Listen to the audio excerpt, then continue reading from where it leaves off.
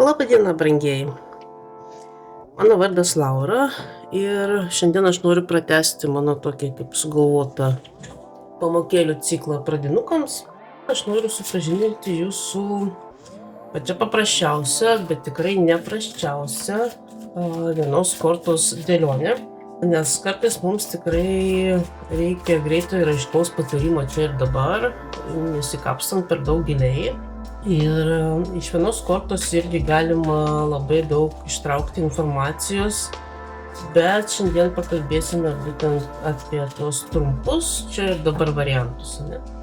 Taigi, vienos kortos dėlionė tikrai labai tinka tokiems klausimams kaip taip ir ne, gauti atsakymą į taip ir ne, kas iš principo yra nerekomenduojama dirbant su taro kortom, bet kartais mums tikrai reikia tokio čia ir dabar užtikrinimo, patvirtinimo galbūt tam, ką mes jau ir taip žinom. Taip pat viena korta labai tinka dienos kortai, kad sužinoti, kaip iš esmės mūsų ta diena klostysis. Tačiau ir vienos kortos dėlionė puikiai tinka kaip dienos energijai, dienos kortai vadinamai, tai iš ryto išsitraukiam, vakare maždaug galim apžvelgti, kaip ta korta atsiliepia mūsų dienos tėkmėje. Ir turiu įspėjimą, kad nenaudokite tos dėlionės arba apskritai, ta prasme, nenaudokite kažkokių dėliojimo būdų, tų vadinamų būrimų per dažnai tam pačiam klausimui, nes jei klausite kas 5 minutės apie tą patį, tai tiesiog save apkrausite bereikalingą informaciją ir realiai nebematysite jokio aiškumo. Ir mano patarimas yra tiesiog padarot tą vieną kartą ir leiskite procesams vykti natūraliai, pasižiūrėkite, kaip viskas dėliosis. Taigi, pirmiausia, turime tą kortą išsitraukti. Tai aš jums parodysiu 3 variantus. Ir žinoma, jūs galite panaudoti kažkurį iš šių variantų, o galite susigalvoti kažkokį jums patogų, jums priimtiną, kai kartais tiesiog rankos tai padaro automatiškai, negalvojant, ir viskas vyksta daug natūraliau. Tai sakysim taip.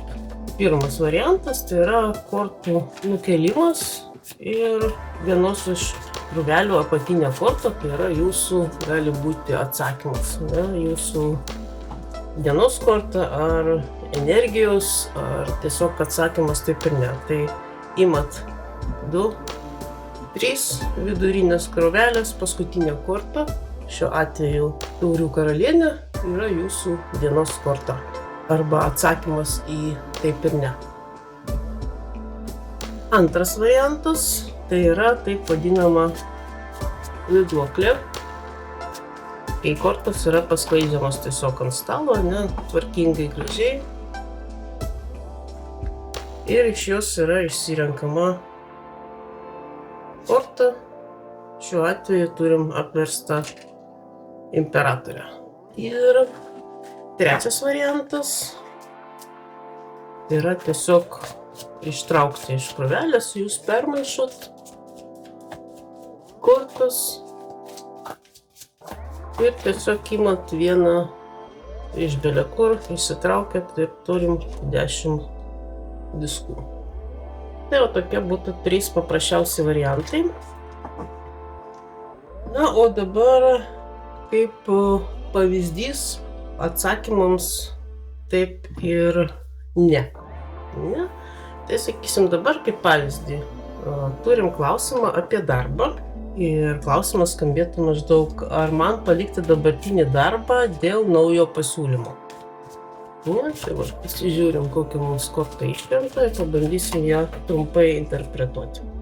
Taigi, kaip pavyzdys, Ir mes išsitraukiam, sakysim, 9 diskai. Tai čia yra tas teigiamas variantas, kai atsakymas yra tikrai taip, nes 9 diskai tai yra sėkmė, finansinis derlius ir pasitikėjimas savimi. Tai vienareikšmiškai taip.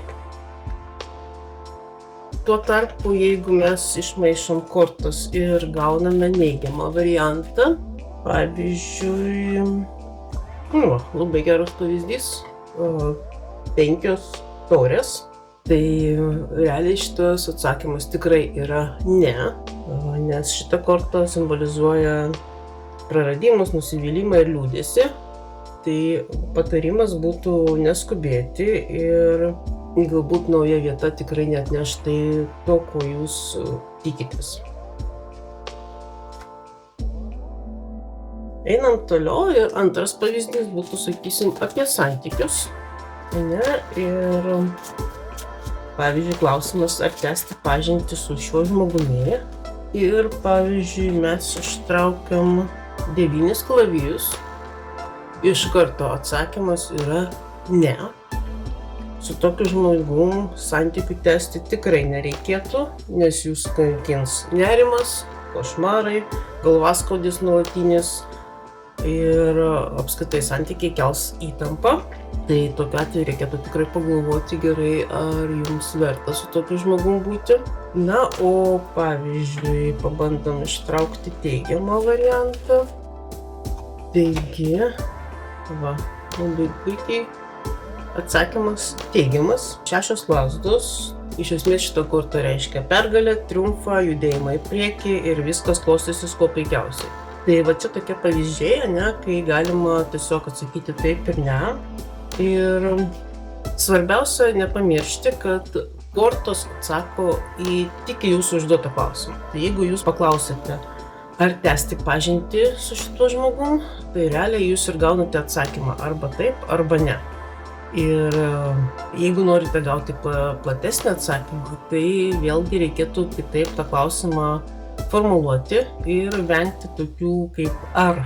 Nes tas mažiukas žodelis ar, jisai iš karto nustato atsakymų ribas. Nes ar bus taip ir taip, atsakymas bus taip arba ne. Toks užduotas klausimas kaip ir nereikalauja didesnio atsakymo, gilesnio. Tai vat norėdami gauti gilesnį atsakymą, turėtumėt jau tą klausimą formuluoti kitaip. Pavyzdžiui, ką aš galėčiau padaryti, norėdama tuos santykius pagerinti.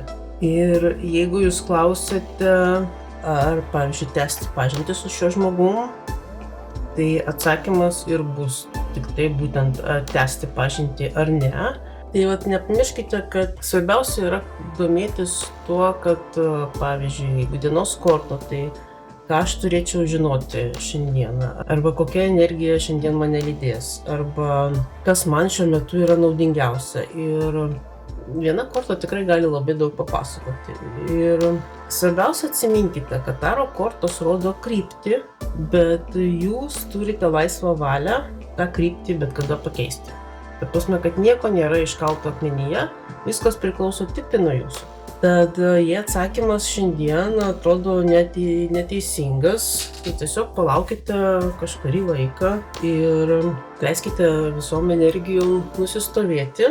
Ir galbūt paaiškės, kad visgi kortos sakė tiesą, o jeigu matote, kad visgi neteisingai interpretavote arba galbūt neteisingai supratote, pabandykite vėl. Tad šį kartą atsisveikinu, tiek labai trumpai apie vienos kortos dėlionę.